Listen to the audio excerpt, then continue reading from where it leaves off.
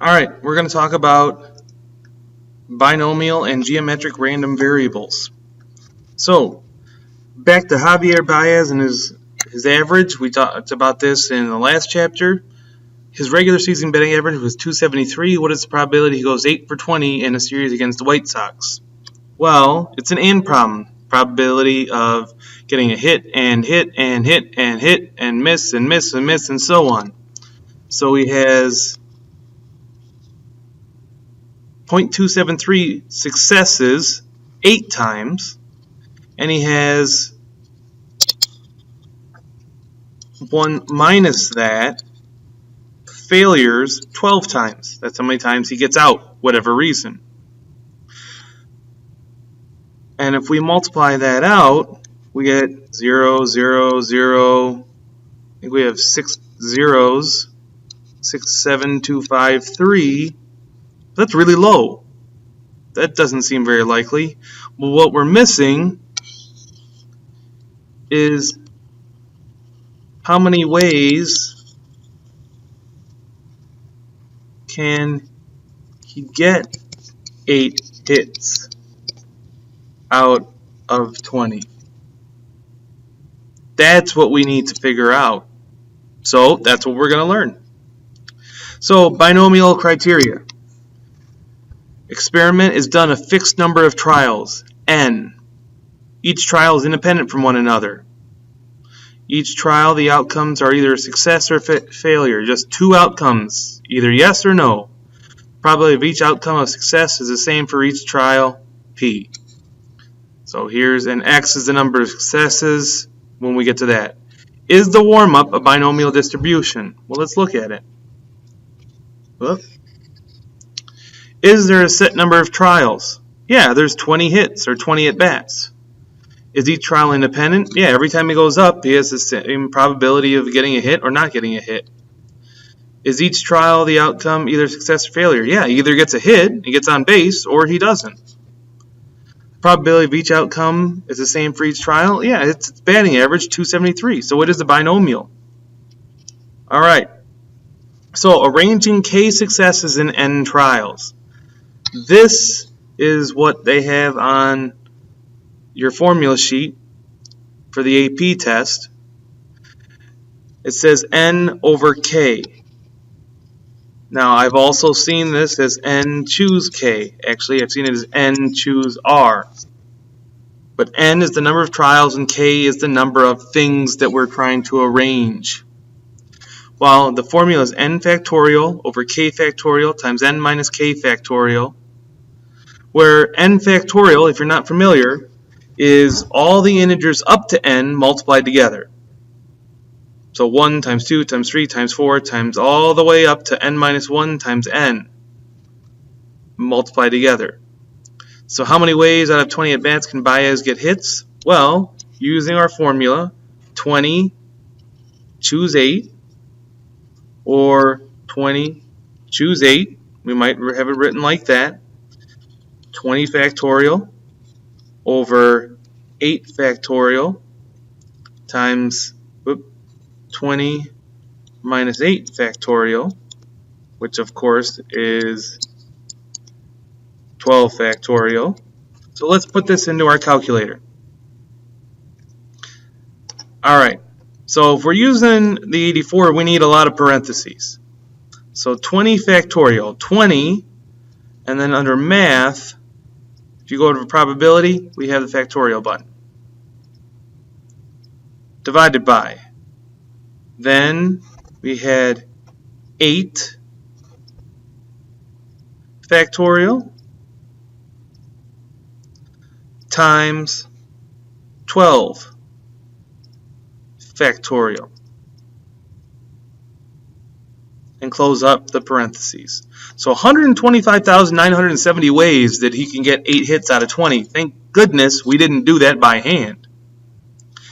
If we're using the Inspire, it's the same thing. The nice thing about this is you can actually see it as a fraction. So 20, it's under menu and then probability, factorial, over 8, menu, probability factorial times 12. Menu probability factorial. Same number. Now there's an easier way to do this. It's a combination. So on the Inspire, under probability, you go to combination, and you just type in 20, comma 8. A little bit quicker. If we're using this, same thing, math, go over to probability, and choose R. But first we have to put in a number. So 20, then we have to try again. So we put in 20. So our N, then we put in our combination of 8. And we get the same number. So what's his batting average? Well, it's that times the 0.273 times the number of failures. And if we multiply all the way out, we get 0.084719, or about 8.5%, which is a little bit more likely. It's 8.5% likely he goes 8 for 20, which is a pretty good series against the White Sox. And that is our formula. This is directly off our formula sheet. If X has a binomial distribution with parameters N and P, N being the trials, P being the probability of X equaling K is this. Now, we can use the formula or we can use the calculator. Now, if we use binom PDF, we didn't use PDF with normal. This is for an exact value. We can do this because this is discrete, not continuous. If we do binomial CDF, it's cumulative. But with the TI-84, it's from the left. So we'll have to deal with that when we get to it in a little bit. Actually, right now. So, according to American Airlines, its flight 215 from Orlando to LA is on time 90% of the time. Suppose 15 flights are randomly selected and the number of on-time flights is recorded. So first, let's see if it's a binomial. Done a fixed number of trials. Yep, 15 flights. Each trial is independent of one another. I guess each flight is independent, unless they're waiting on another one. We're going to assume they're independent. Kind of tough there. For each trial, the outcome is either success or failure. Well, either they're on time or they're not. The last one, the probability is the same for each trial. Well, probability is 90% because that's what they gave us. So find and interpret the mean of the situation. Now up here, didn't really talk about it yet. The mean of a binomial, not going to be able to see that. Very easy. It's just n times p, the number of trials times the probability. Whereas standard deviation, a little bit more work, n times p times 1 minus p square root of. So, not too bad. And these are formulas that you get on your formula sheet. So, find and interpret the mean of the situation. N times p, which is, in this case, we had 15 flights at 0.9, so 13.5. So, on average, out of 15 flights from Orlando to LA, 13.5 should be on time. And of course, you can't have 13.5, so it's on average. We keep doing this over and over again. It's about 13.5. Find and interpret the standard deviation. So this is n times p times 1 minus p. which is 15 times 0.9. The complement is 0.1, 1.619. This means, on average, the number of flights on time varies by 1.1619. So the average is 13.5, but it can vary by 1.1619 because that's what standard deviation is. Number 6, find the probability that exactly when flights are on time, one flight. So we're looking for the probability that x equals 1. So here, we're just going to use our calculator. We're not going to do anything fancy. This is all the work I need to see that. And then, so we're using exactly, which is a little bit different than what we did with our continuous data. So we're going to use PDF. So let's use the calculator, the 84 first. Second, distribution, binomial, PDF.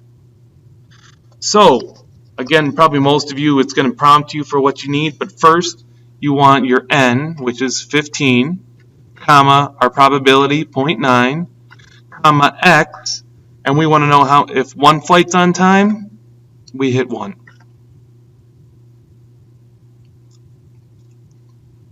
So, the probability that exactly one flight is on time, just one flight, is very, very, very, very, very low. 1.35 times 10 to the negative 13th.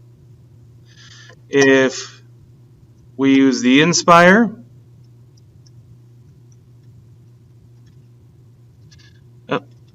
distributions, binom, PDF, it asks us 15.91. Again, very low. Why is it low? Because we expect, what's our average? We expect 13.5 to be on time.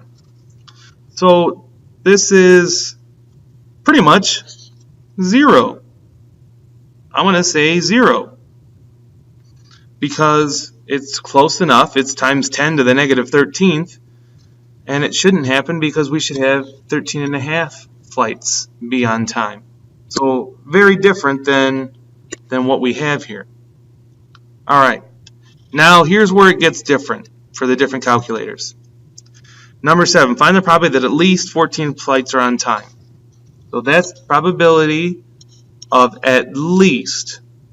So greater than or equal to 14, which is also the probability of 14 plus the probability of 15 since there's only 15 flights. Or what we're going to have to do with the 84 is go from the left side, go from the left, less. So x less than 13. So I'm going to write out the calculator speak, but I don't want this normally. So it would be binom CDF, so cumulative, our n, 15, our p, 0.9, and we want 14 to 15.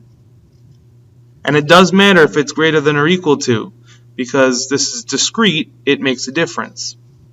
So we do that. If we're using the 84, or 83 I suppose, it's 1 minus binom CDF of 15 to 0.9 to 13, because we want to know 14 and 15. Well, that's the complement of that is up to 13, so it goes from the left. Now this is a little confusing, but that's unfortunately how we have to do it if we have the 84.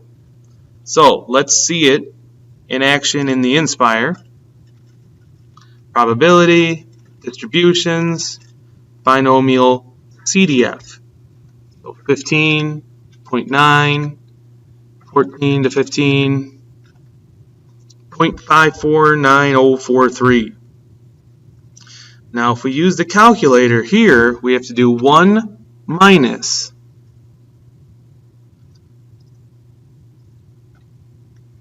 So we do binomial, CDF, but again, remember it always goes from the left.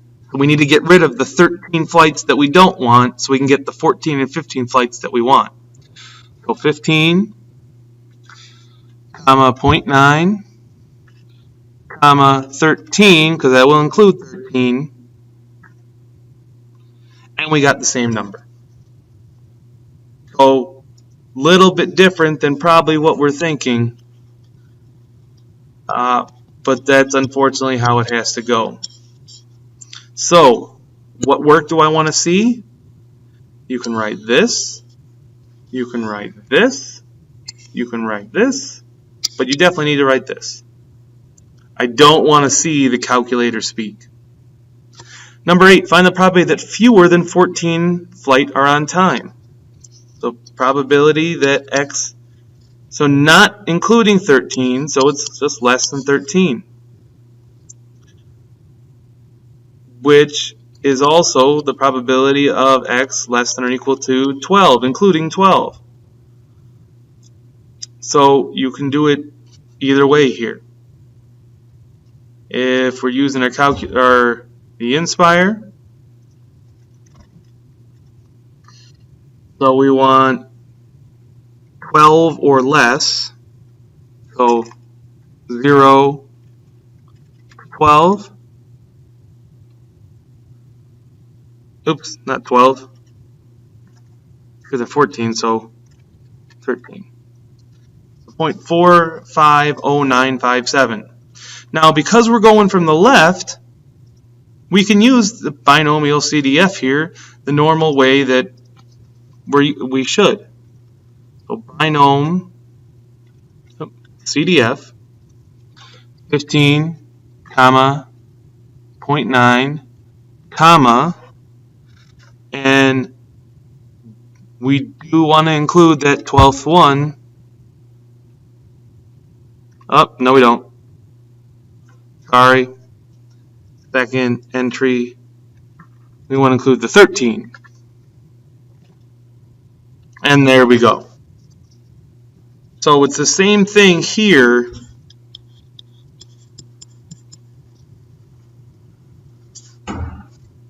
Here, they're both binom CDF 15.9 to 13. This isn't right. Forget that I had that. So I guess that's less than 14. So that's what we're going to be looking for. Now find the probability that the between 12 and 14 flights inclusive are on time.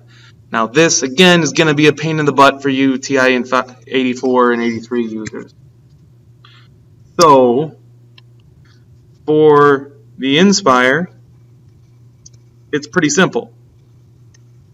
Binom CDF 15.9, 12 to 14. If we're using the 83 or the 84, what we need to do, so this is probability of 12 greater than or equal to X greater than or equal to 14. So with the 83, we can either do this, find each one individually, or we can do the probability that X is less than or equal to 14 minus the probability that X is less than or equal to 11. And what that's going to leave us with is 14, 13, 12, but not 11. So it'll be what we want. So it's kind of confusing. But let's use this first. So we're just changing, we're going 12 to 14. So we get 738553. I'm going to write that down. Or, so now if you're using this calculator, we can do two different things. And I'll let you be the judge of what's better. Whoop, went the wrong way. So binom PDF, and I didn't do PDF. Second, distribution.